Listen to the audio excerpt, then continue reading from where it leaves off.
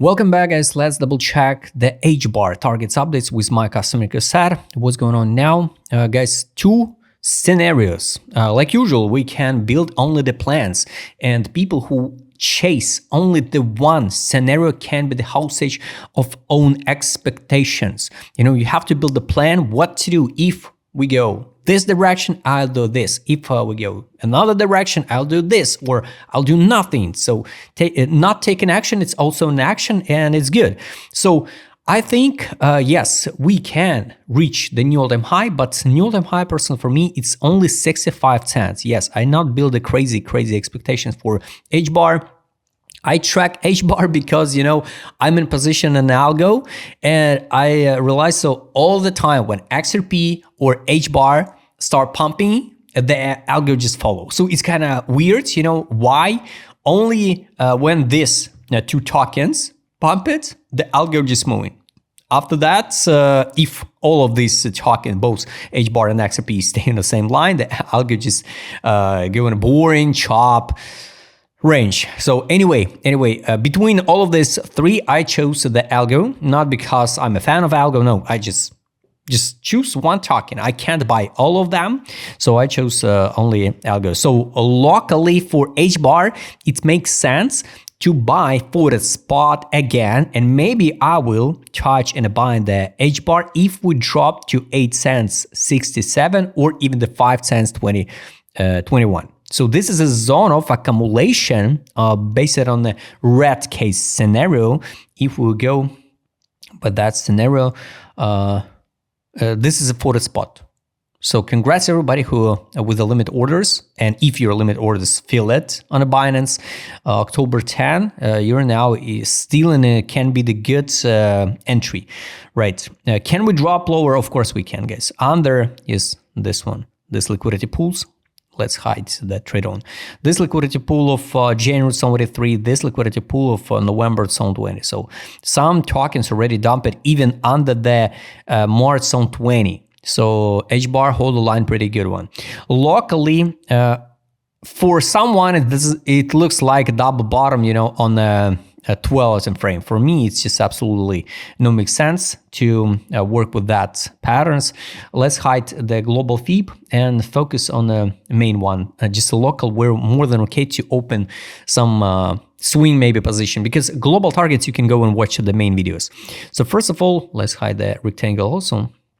So first of all, we already close over than 50% of this week. So it's more than enough for correction. If we go lower, guys, it will be definitely the zone of interest for the spot, 8 and 5 cents. So if we not hold the line now, so the next step is going to be much lower. So now we test it 2 times, several, 1, 2, 3, 4 times. We tested 61 level by FIB of the week candle. And also we form a 3-rise pattern like 1, 2, 3, but inverse. So you remember this pattern. Highly recommend you, if you didn't know about this pattern, highly recommend you go and check the education video. Now we hold the line around the 0.5 level by FIB of this week. So under is only monthly open, yearly open.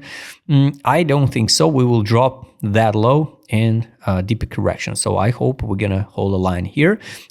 Gold, once again, the top. So I hope the liquidity will start outflow from the gold into BTC, from BTC into alts. So I hope the spring will be the green one for the alts. All right, so where to open position? So daily, technically the full fill is 1142. It's a gap on the daily, but this is an order block where you can work with, if you don't want to open position now. So let's mark this like order block on the daily. If we go to the 12 time frame, you can adjust the order block like this one and open position at 1075. So maybe even I will try to open position at 1075. This area, 4% stop loss with second leverage. It's 8% stop loss, and the target gonna be at least 18. So this one, so it's 8 against around 130. 130%. So pretty good win ratio for this potential trade. So now work with the order block, and of course I hope we hold a line around 0.5. So if you're ready to open now trade, it's hard to say where to add a stop loss. So that's a problem now, guys. You can count just, stop loss just in percentage. So if you're okay to lose the 8%, for example, with the second leverage, you can add from even current prices 4% as use stop losses and re-enter if you get a stop loss. I'm not recommending to add the margin to cover the losses because it can be the pretty bad joke at the end with this adding. Also on 12 time frame, the roller will be open to 1482. It's a test of 200 EMA. Definitely we will test this one. And we just retested the 50 EMA on the daily, so it's really important to hold the line. Now, I don't think so we will drop again to the order block now on the daily. So it looks like we dump, bounce, hold the line, build a support, and now we have to move by structure upside to the 100 EMA on a daily. It's 1482 and 1691. So this is the targets. Weekly time frame, of course, guys, so the same EMAs. It's here some cross line, and the people gonna talk about DAS cross, like 20 EMA across the 100 EMA, guys. They cross all the time, so usually it means nothing. All right, daily, take profit from the sell, Jew. Sell, take profit, close all share position, buy, recommendation, close position, buy, recommendation, close position. I hope we will not see the same pattern like buy, recommendation, close position, buy, recommendation, close position, and then go like this. So no, I hope the main black swan already happened in October 10. 12 time frame, sell, makes sense to add alert, take profit from the sell. It's not necessary, so we will see that take profit because we can see that once again upside move, and all after that sell, and will be the new fixation on the daily or on the weekly. So it's on a 12 time frame. But anyway, I add alerts. So I recommend you do the same. Once again, makes sense to work with the order block on 12 and daily time frame. ADZ direction. It's neutral on 12 time frame, but like you can see, the big accumulations was here on 12 hour time frame, December 18 and December 31. No accumulation based on the direction indicator at this current moment. We also in accumulation, not a distribution on a daily. We are in kind of like neutral zone. This kind of scary. Neutral zone on ADZ on weekly.